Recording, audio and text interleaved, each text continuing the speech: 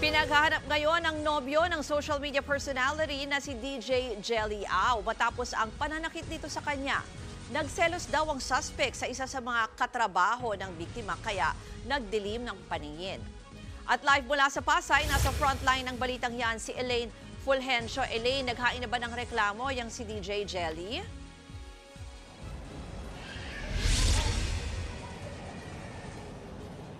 Yes, Ruth, alam mo, bakas pa nga yung pasa sa kanyang leeg at sugat sa mukha nang dumulog dito sa National Bureau of Investigation kaninang umaga ang social media influencer na si DJ Jelly Au. At parang nga formal nang magsampa ng reklamo sa kanyang partner na si Jam Ignacio. Binugbog daw si DJ Jelly ni Ignacio noong Miyerkules habang nasa loob sila ng sasakyan. Ilang ulit din daw hinampas ang ulo niya sa salamin ng kotse. Sa tindi ng tinamo niyang pananakit, nabasag din ang kanyang ngipin at pumutok ang labi. Ayon sa biktima, nagselos ang kanyang nobyo sa isang katrabaho niya. Sa investigasyon, nakarating ang dalawa sa Pampanga mula Maynila.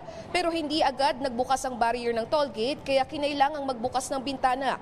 Dito na raw nagsisigaw ang biktima at nakahingi ng tulong sa mga teller ng toll plaza sa expressway. Agad namang kumaripas ang sospek. Panawagan ngayon ni DJ Jelly, sumuko na ang nobyo. Reklamong paglabag sa violence against women and children ang kakaharapin ng lalaki. Narito ang pahayag ni DJ Jelly.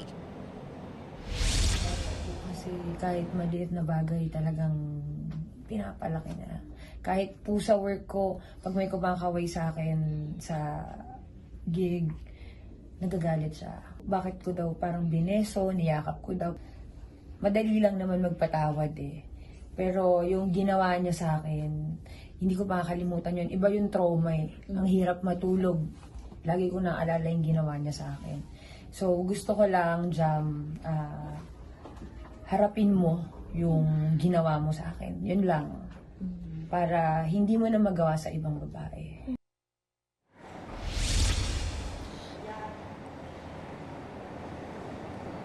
Ruth, ayon naman sa NBI, isa sa ilalim din sa forensic examination yung sasakyan na ginamit ng dalawa. Lalo't ayon nga sa biktima ay bakas pa doon yung dugo na tinamo niya nung mangyari nga ang pambubugbog.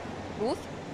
Elaine, pero meron ba silang sinabi dyan kung may impormasyon sila kung nasaan nga itong nobyo o baka mamaya nagtatago ba talaga o nakalabas ng bansa? May ganun ba?